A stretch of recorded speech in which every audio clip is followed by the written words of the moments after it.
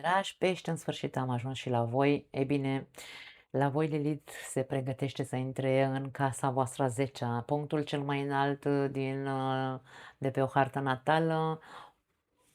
Casa 10-a reprezintă casa vocației, a carierei, a statutului, imaginii mele publice. Așadar, este tematica este asta în ceea ce vă privește.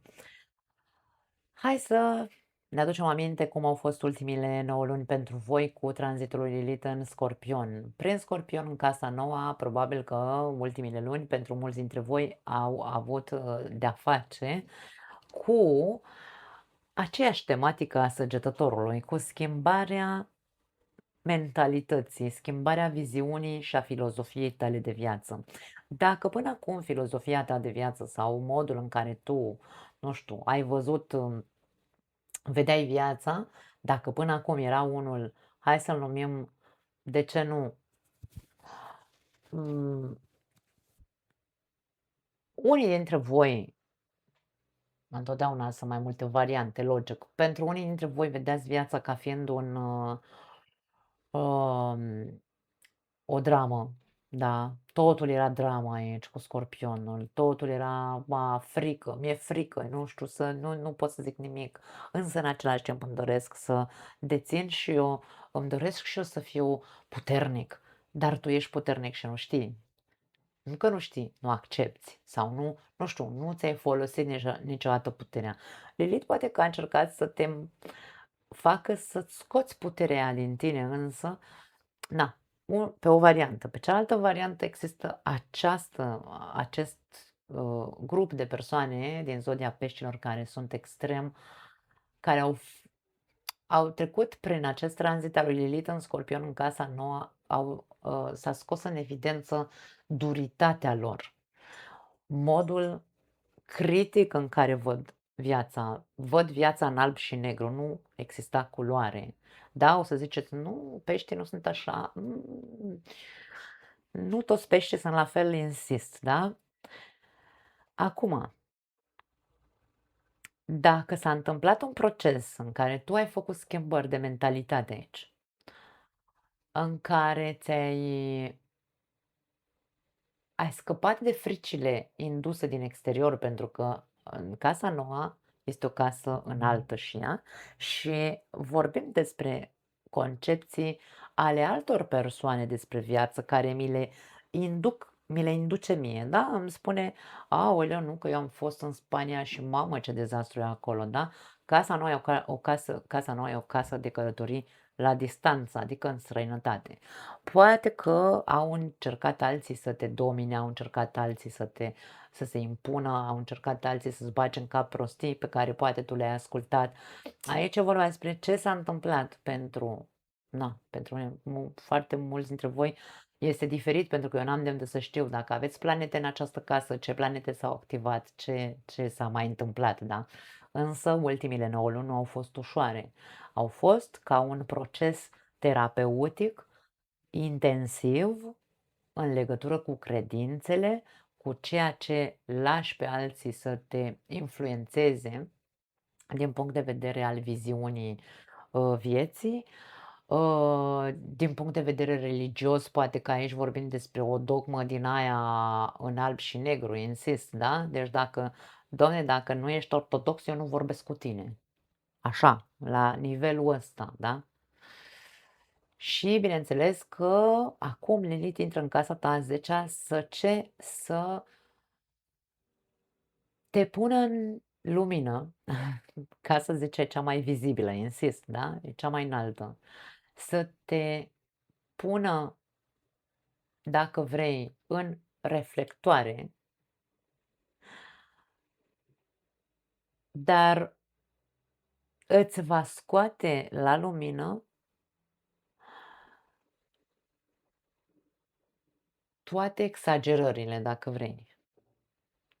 Acum, casa 10-a vorbește despre multe lucruri. Putem să vorbim despre job, despre o anume carieră pe care poți să o începi acum, putem să vorbim despre o vocație pe care o poți descoperi acum, putem să vorbim despre o reputație pe care o ai și ți se poate păta în următoarea perioadă reputația, din cauza exagerărilor. Cu săgetătorul în casa 10 putem să exagerăm și să um, ni se scoate în evidență că, indiferent cât de mult am ținut noi la acea imagine publică pe care o avem sau la reputația noastră, Lilith vine și ne dă peste cap viața ca să iasă cu adevărat imaginea reală, nu acea imagine la care ținem.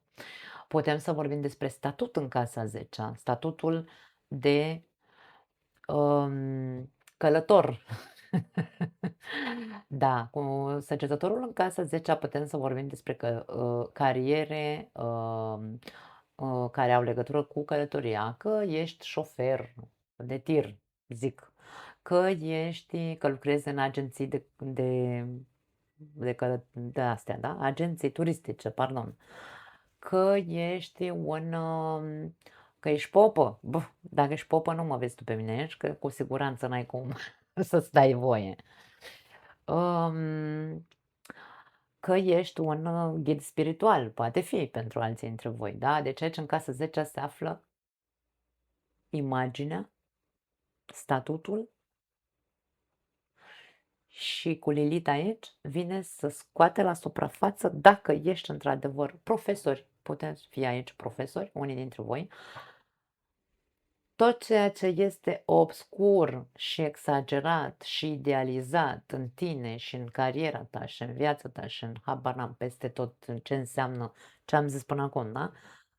Imaginea și statutul tău poate fi pus la probă să cumva universul vrea să um, te pună față în față cu toate acele lucruri importante pentru tine ca imagine exterioară, ca să confirmi dacă într-adevăr este real sau nu. Pentru că săgetătorul înseamnă sinceritate, adevăr și așa mai departe, însă vorbim despre, eu vreau neapărat să mențin această imagine de persoană optimistă, de persoană încrezătoare, religioasă, cu minte, nu știu, cu o viziune extrem de deschisă în privința vieții, însă, uf, ce s-a întâmplat în ultimele 2 luni nu prea a fost ceea ce se va scoate în evidență acum. Așadar, adevărul nu mai poate fi ascuns. Imaginea ta publică nu mai poate fi um, idealizată, trebuie să fie cea reală. Din punct de vedere al carierei, poți pierde sau poți începe o nouă carieră sau poți renunța la o carieră care ai idealizat-o cândva. Sau la niște studii, vorbim despre studii superioare. Poate că unii dintre voi vă apucați acum să studiați ceva legat de spiritualitate sau de religie sau de alte culturi, însă Lilith vine și spune, ești sigur că rezonează cu tine sau e doar o imagine pe care tu vrei să o lași că ești tu spiritual? Este foarte complicat și știu că nu este ușor să acceptăm această viziune, dar cam asta e. Putem să vorbim despre uh, a renunța la joburi care, într-adevăr, la un job sau la o carieră care cu adevărat um, cu care rezonezi cu adevărat, însă din cauza că este în afara țării, de exemplu, e ca și cum nu mai vreau, da? Poate fi. Poate fi vorba și de plecare în străinătate, pentru alții dintre voi să începeți o nouă carieră în străinătate, de ce se poate și una și alta și poate fi vorba despre bazele unei noi um, unei vocații, da, ca tu să ajungi să fii un ghid prestigios, nu știu dacă e corect, cred că da, îmi sună, să ajungi să fii un ghid spiritual, un maestru spiritual prestigios, atâta timp cât ceea ce spui rezonează cu viața pe care tu o ai, nu e doar o imagine, da? Cred că s-a înțeles ce vreau să spun.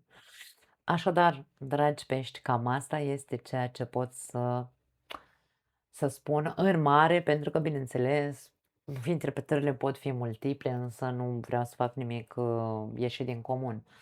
Cam asta e. Nu mai am altceva pentru voi. Vă pupăcesc și ne vedem data viitoare.